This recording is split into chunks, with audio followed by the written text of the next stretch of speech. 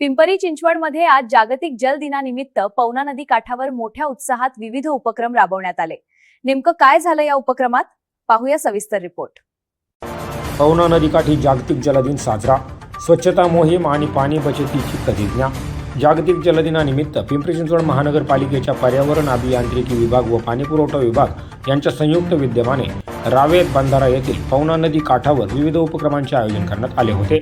या कार्यक्रमात doctor DY Patil institute Pimpri यांच्या विद्यार्थ्यांचा उत्स्फूर्त प्रतिसाद पाहायला मिळाला। कार्यक्रमाच्या सुरुवातीला विद्यार्थ्यांना पाण्याचे महत्त्व, जलस्रोतांचे वाढते प्रदूषण आणि नदी नाल्यांच्या स्वच्छतेची गरज याबाबत मार्गदर्शन करण्यात आले। त्यानंतर नदीकाठावर स्वच्छता मोहीम राबवून प्रत्यक्ष कृतीतून जनजागृती करण्यात आली। यावेळी उपस्थित सर्वांनी पाणी बचत आणि संवर्धन करण्याची सामूहिक प्रतिज्ञा घेतली। पाणीपुरवठा विभागाकडून पाण्याच्या योग्य वापराबाबत सविस्तर माहिती देण्यात आली। स्वच्छता मोहिमेनंतर महापालिकेचे कर्मचारी आणि विद्यार्थ्यांनी जनजागृतीसाठी रील्स तयार करून या उपक्रमात उत्साहाने सहभाग घेतला।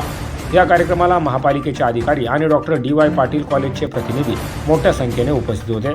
पाण्याचे संवर्धन ही प्रत्येक नागरिकाची जबाबदारी आहे। जलस्रोत स्वच्छ ठेवणे आणि पाण्याचा योग्य वापर करणे काळाची गरज आहे, असा संदेश यावेळी पिंपरी चिंचवड महानगरपालिकेचे मुख्य अभियंता संजय कुलकर्णी यांनी दिला। ब्युरो रिपोर्ट, एन मराठी न्यूज।